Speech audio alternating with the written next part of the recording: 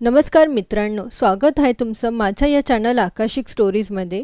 श्रावणाचा अखेरचा दिवस दर्शवा पिठोरी अमावस्या म्हणून साजरा केला जातो। तर आज आपण पिठोरी अमावस्येची कथा जाणून घेणार आहोत। आटपाट नगर होतं, तिथे एक गरीब ब्राह्मण राहत होता। त्याच्या घरी श्रावणातल्या अमावस्येच्या दिवशी वडिलांचे श्राद्ध असे। इकडे दरवर्षी काय होई, ज्या दिवशी श्राद्ध त्या दिवशी सकाळपासून त्याच्या सुनेचे पोट दुखू लागे व ब्राह्मण जेवायला बसण्याच्या वेळेस बाळंत होऊन पोर मरून जाई। असं झालं म्हणजे ब्राह्मण तसेच उपाशी जात। असे 6 वर्ष झाले। 7व्या वर्षी तसंच झालं। तेव्हा सासरा रागावला। ते मेलेलं पोर तिच्या ओटीत घातले, तिला रानात हाकलून लावलं। पुढे जाता जाता ती एका मोठ्या अरण्यात गेली। तिथे तिला जोटिंगाची बायको भेटली। ती म्हणाली, बाई तू कोणाची कोण, इथे येण्याचे कारण काय, आलीस तशी लवकर जा, नाहीतर माझा नवरा झोटिंग येईल आणि तुला मारून खाऊन टाकेल। तेव्हा ब्राह्मणाची सून म्हणाली, तेवढ्या करताच मी इथे आले आहे। झोटिंगाची बायको म्हणाली, बाई तू इतकी जीवावर उदार का। तशी ब्राह्मणाची सून आपली हकीकत सांगू लागली। ती म्हणाली, मी एका ब्राह्मणाची सून, दरवर्षी मी श्रावणी अमावस्येच्या दिवशी बाळंत होते व मूल मरून जाते। त्याच दिवशी आमच्या घरी माझ्या आजी सासऱ्याचे श्राद्ध असे। माझे असं झालं म्हणजे श्राद्धास आलेले ब्राह्मण उपाशी जात। अशी 6 बाळंतपण माझी झाली। 7व्या खेपेला सुद्धा असंच झालं।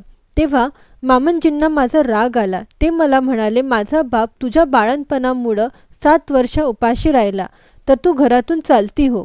असं म्हणून हे मेलेलं मूल माझ्या ओटीत घातलं आणि मला घालवून दिलं। नंतर मी इथे आले।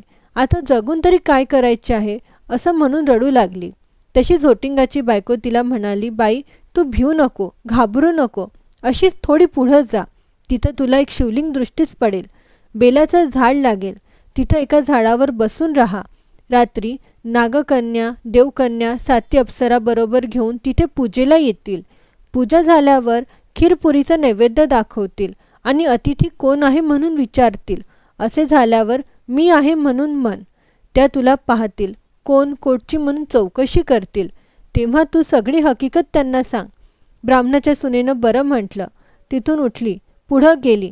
तो एक बेलाचं झाड पाहिलं, तिथेच उभी राहिली। इकडे तिकडे पाहू लागली। तो जवळच एक शिवलिंग दृष्टीस पडले। तशी ती शेजारच्या झाडावर बसून राहिली। इतक्यात रात्र झाली। तशी नागकन्या, देवकन्या आणि 7 अप्सरांच्या स्वाऱ्यासुद्धा आल्या।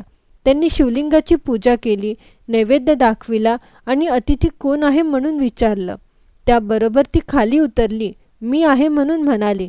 तेव्हा सगळ्यांनी मागे पाहिलं। त्यांना आश्चर्य वाटलं। तिची कोण कुठली म्हणून चौकशी केली। तिनं सर्व हकीकत सांगितली। नागकन्या, देवकन्यांनी तिच्या मुलांची चौकशी केली। तेव्हा अप्सरांनी ती दाखवली। पुढे त्यांना तिच्या 7 मुलांना जिवंत केलं आणि तिच्या हवाली केलं। पुढे तिला हे व्रत सांगितलं। 64 योगिनींची पूजा करायला सांगितली आणि मृत्यूलोकी हे व्रत प्रकट करायला सांगितलं। तशी तिने विचारलं, याने काय होतं।